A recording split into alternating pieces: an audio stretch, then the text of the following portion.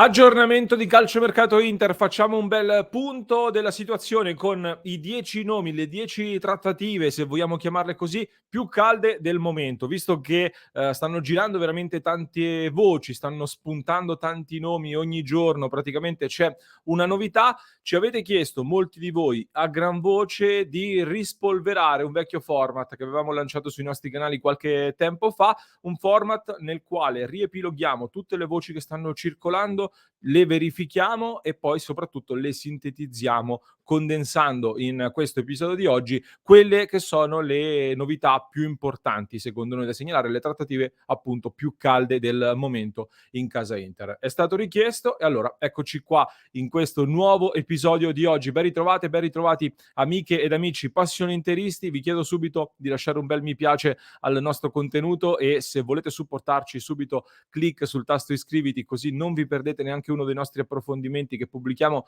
ogni giorno sui nostri canali con tante novità. Anche la scorsa settimana vi invito a recuperare gli approfondimenti degli ultimi giorni. Mi raccomando, partiamo però con le notizie, non perdiamo tempo con le notizie che divideremo in due parti. Nella prima parte ci concentriamo un po' di più sul mercato in uscita e i rinnovi di contratto, nella seconda parte invece sul mercato in entrata e dunque i possibili arrivi. Come vedremo però nel corso di questa discussione, i due ambienti, i due argomenti si mescolano abbastanza perché sono strettamente collegati. C'è anche un motivo logico in questa divisione. Sappiamo bene, l'ho spiegato in un approfondimento anche qui che trovate sul nostro canale, ve lo lascio nei link in descrizione, nelle schede di YouTube. L'Inter ad oggi ha una rosa comunque completa nei reparti, migliorabile sicuramente perché si può sempre migliorare, si può sempre costruire una squadra più forte, ma completa per quelli che sono gli obiettivi ai quali ambisce l'Inter nella seconda parte di stagione e che deve anche fare i conti con dei paletti legati al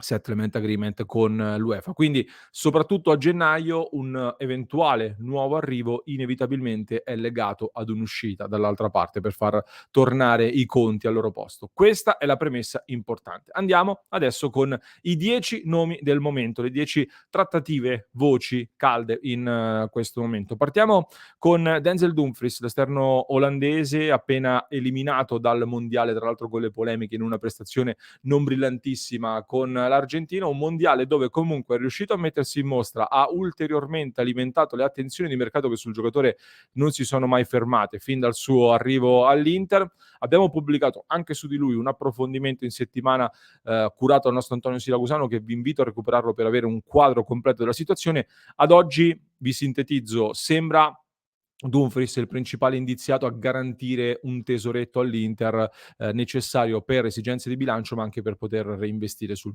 mercato. Non ci sono novità rilevanti in vista del mercato di gennaio, dove il Chelsea rimane probabilmente la squadra più interessata e l'insidia principale, ma stanno recuperando Reece James sulla corsia di destra, quindi potrebbe eventualmente slittare il discorso anche all'estate. C'è stata una battuta da parte dell'agente di Dumfries che ha fatto molto discutere, la gente che ha detto in sostanza si augura che il suo valore di mercato non sia aumentato troppo, così riusciranno a trasferirlo in un altro club. Possiamo sintetizzare un po' così il discorso che è stato fatto. Successivamente vi segnalo che in Olanda ha parlato anche un allenatore di una delle prime squadre in cui ha cresciuto Dumfries, che dice di augurarsi un buon trasferimento da Dumfries in un'altra squadra, perché questo porterebbe ad incassare al suo club una cifra importante con quelle, sappiamo bene, le commissioni per la crescita, per la valorizzazione del giocatore nel settore giovanile. Quindi queste voci su un possibile addio di Dumfries continuano a circolare in maniera concreta. Si è parlato di una valutazione addirittura da 60 milioni di euro che avrebbe fatto l'Inter. Personalmente credo che l'Inter possa cedere anche a meno, però penso che a gennaio farà di tutto per tenerlo, anche perché dietro eventualmente c'è un Bellanova che è un profilo interessante, ma io non sono sicuro che oggi sia già pronto per prendere il posto di Dumfries in questa Inter.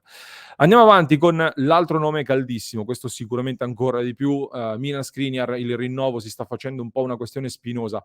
Marotta e la dirigenza purtroppo devo dire si stanno esponendo anche ad una sorta di figuraccia perché pubblicamente si era parlato di ottimismo per un rinnovo che sarebbe potuto arrivare addirittura entro il 13 novembre, l'ultima partita prima del mondiale. Invece è passato quasi un mese e non abbiamo ancora una conferma ufficiale del rinnovo, né appunto della mancata firma. Ora a Milano immagino ci sarà un altro vertice decisivo in questi giorni, proprio prima di Natale, perché se non rinnova entro la fine dell'anno, credo che non si possano escludere dei ragionamenti anche a gennaio, nel senso che economicamente forse la scelta più logica sarebbe quella di farlo partire a gennaio, però pare, come ha detto anche lo stesso Zhang, tra l'altro un paio di mesi fa, che all'Inter siano anche disposti a perderlo a zero a fine stagione pur di non toccare la rosa a metà stagione su un calciatore comunque così importante per l'Inter. Vedremo, sono giorni decisivi comunque per il futuro di Skriniar. Parallelamente è molto legata alla situazione Skriniar anche quella di De Vrij, perché inevitabilmente gli equilibri della difesa, ecco, vanno tenuti in considerazione. Da quello che ci risulta, aggiornamento di questi giorni, l'Inter dopo tanta attesa ha presentato la sua offerta di rinnovo all'olandese, in scadenza di contratto anche lui, contratto biennale con le cifre sostanzialmente invariate rispetto a quelle che già percepisce nerazzurro. Personalmente io ho qualche dubbio, visto che il De Vrij che stiamo vedendo da 1 anno e mezzo, ecco, è stato messo in discussione anche da Acerbi. Questo secondo me la dice lunga, però non è un giocatore a fine carriera, almeno anagraficamente. L'Inter intanto ha fatto la sua mossa, poi spetta al giocatore dare la sua risposta. In questo momento un giocatore che ha un paio di offerte dalla Premier, però da quello che so io non sono club di prima fascia, quindi potrebbe anche rinnovare.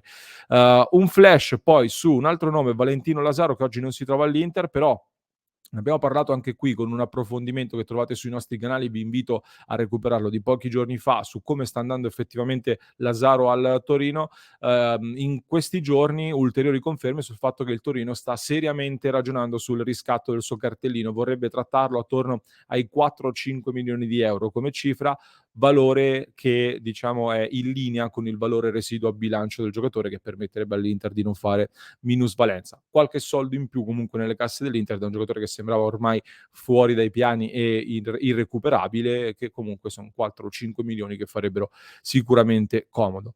2 temi poi, dicevo, si legano al discorso entrate, ma partiamo con un nome pesante in questo momento perché come dicevo, si mischiano molto i concetti di entrate e uscite, se parliamo soprattutto di Marcus Thuram. C'è un aggiornamento da fare.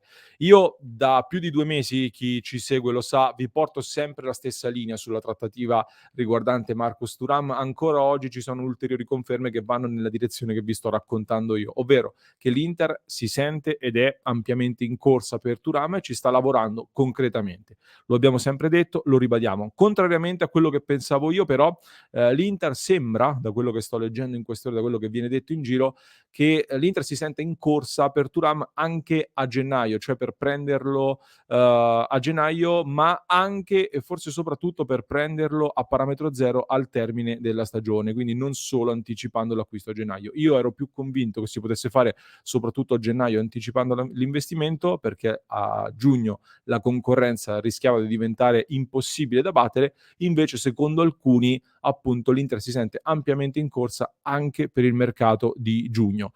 È possibile che con un gioco di incastri si proverà a cercare di convincerlo appunto a cambiare squadra a gennaio. Il giocatore sembrerebbe invece più orientato magari a concludere la stagione nel Borussia Mönchengladbach, però intanto registriamo che nonostante la tanta concorrenza l'Inter c'è e tra l'altro avrà un nuovo incontro con l'entourage del giocatore proprio subito dopo il mondiale. Questo l'aggiornamento su Thuram. Perché vi dicevo che si collega al mercato in uscita? Perché parliamo della situazione attaccanti in casa Inter. Su Correa ormai credo che l'Inter non punti più. Ormai penso che sia chiaro che l'Inter proverà quanto prima a disfarsene, senza mettere a bilancio degli impatti negativi magari.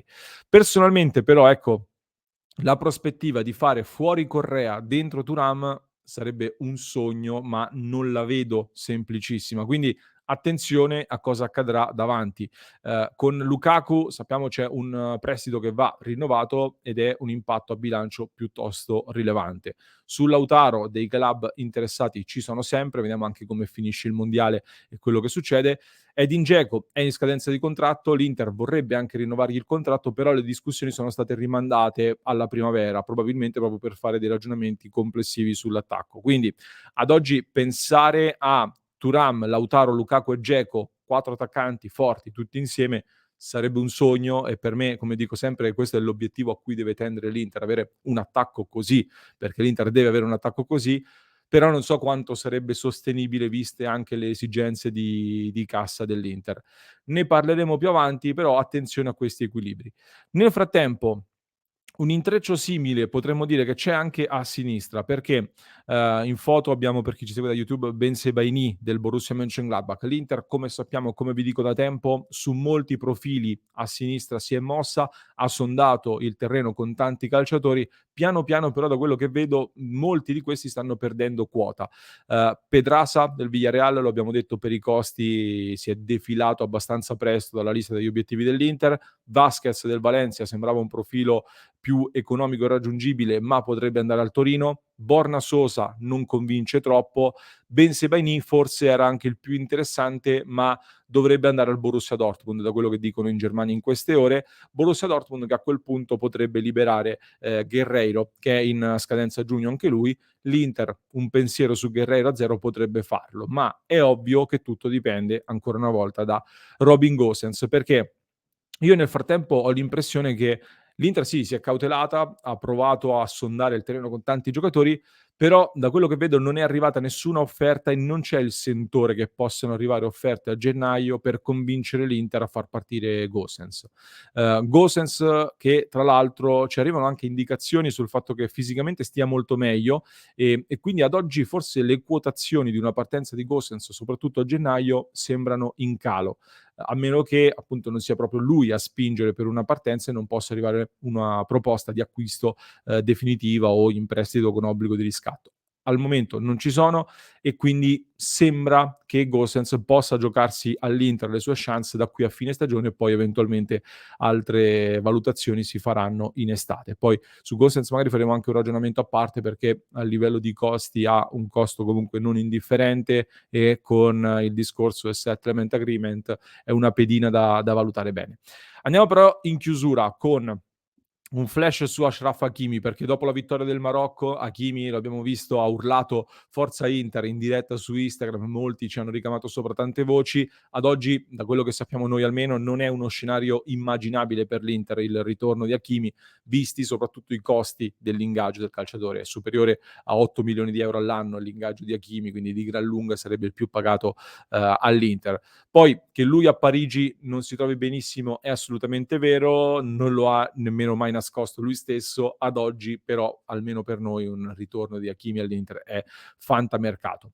Chiudiamo con il centrocampo. Anche sul centrocampo vi invito a recuperare sui nostri canali un approfondimento completo dove ho parlato di tutti i nomi monitorati ed accostati all'Inter. Qui faccio una sintesi estrema. Da quello che ci risulta, l'Inter sta certamente, concretamente ragionando su un nuovo profilo, piuttosto giovane, ma già con esperienza internazionale, quindi un profilo pronto subito e che può ulteriormente valorizzarsi. Potrebbe essere, questa è l'interpretazione che sto dando io a queste manovre che l'Inter fa, una mossa cautelativa nel caso in cui dovessero arrivare delle offerte, soprattutto per Hakan Çalhanoğlu. Immagino il profilo che può essere più appetito e eventualmente cedibile dall'Inter sul mercato. Un nome che ci è stato confermato e che piace all'Inter, come raccolto dal nostro Antonio Siracusano, è quello di McAllister, centrocampista argentino del Brighton. Ci risulta concretamente nel mirino dell'Inter. Ovviamente è un'ipotesi più per l'estate, visti anche i costi del cartellino che non sono propriamente da occasione. Questi sono quindi i 10 temi più caldi del mercato dell'Inter in questo momento, da quello che risulta a noi di Passione Inter che abbiamo potuto verificare, quindi abbiamo fatto un bel riepilogo sperando di essere stati chiari e di aver soddisfatto la vostra curiosità.